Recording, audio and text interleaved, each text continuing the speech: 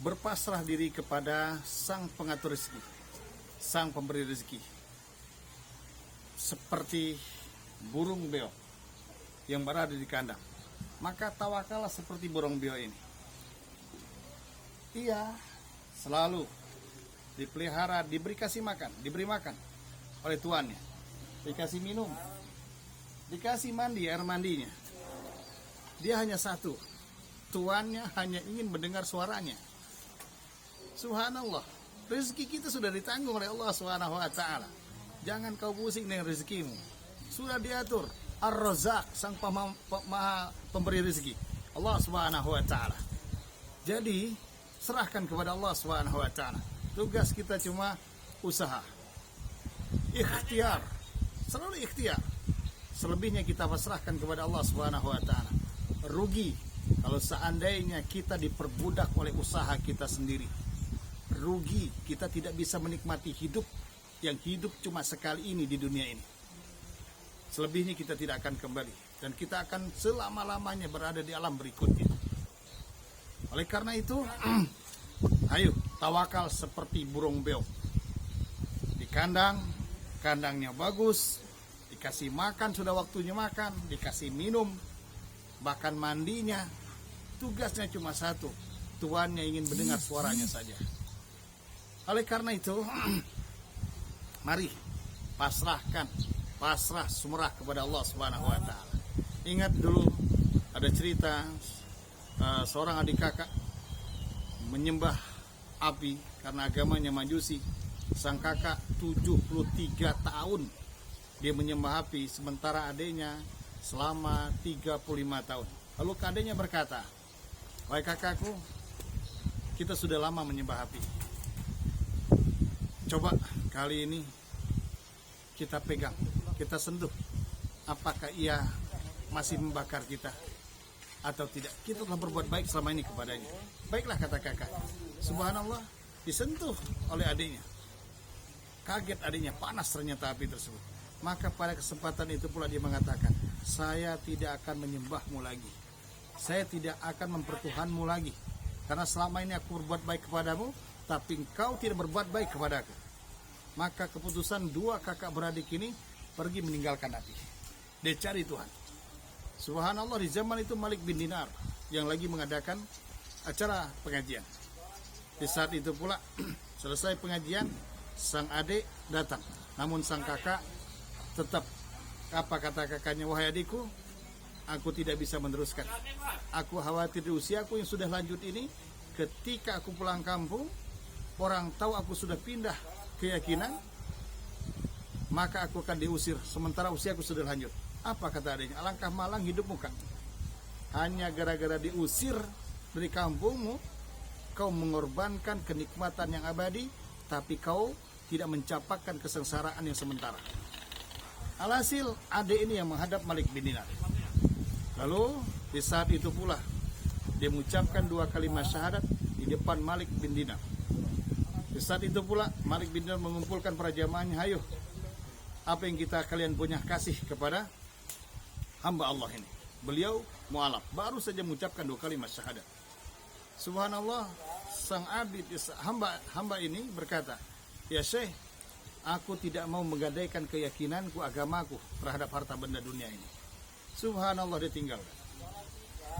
Pulang ke kampung sudah diusir di kampungnya. Kenapa? Orang kampung sudah tahu itu, dia sudah berpindah keyakinan. Ya, ini sudah masuk agama Islam. Mulai dia menjalani hidup baru di suatu kampung, di sebuah rumah bersama anak dan istrinya, bersama istrinya. Hari pertama istrinya menyuruh suaminya, "Bang, cobalah kau ke pasar, cari pekerjaan agar kita bisa makan." Baiklah, kata suaminya, pergi ke pasar. Ternyata di pasar tidak ada satupun orang yang mau menggunakan tenaganya untuk mengambil upah. Beliau tidak dapat apapun. Pulang ke rumah, ditanya oleh istrinya, "Adakah pekerjaan yang kau dapat, wahai suamiku?" "Belum, wahai istriku." Subhanallah, besok berangkat lagi. Tapi dia langsung berangkat kemana? Ke masjid. Di masjid itulah dia berdoa kepada Allah Subhanahu wa taala.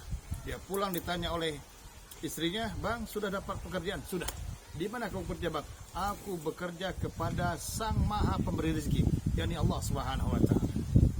Hadirin rahimakumullah. Esok harinya semakin lapar, sudah 3 hari. Pas saat itu adalah malam Jumat, hari Kamis. Beliau pergi ke masjid, kemudian beliau sholat, dia berdoa dalam sujudnya. Ya Allah, Kau tahu, Kau maha tahu keadaanku saat ini. Aku lapar, keluarga aku lapar. Kumohon kepada Engkau, Kau maha pemberi rezeki.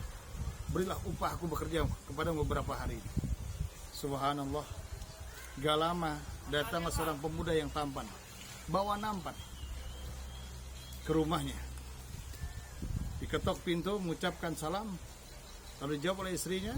Subhanallah, itu pemuda bawa nampan, di dalam itu ada emas. Apa kata pemuda tampan tadi?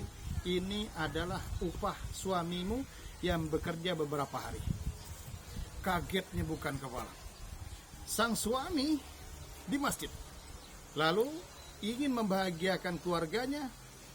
Dia bawa sapu tangan, lalu ditaruhlah tanah, debu. Dia ingin membahagiakan bahwa debu itu merupakan gandum.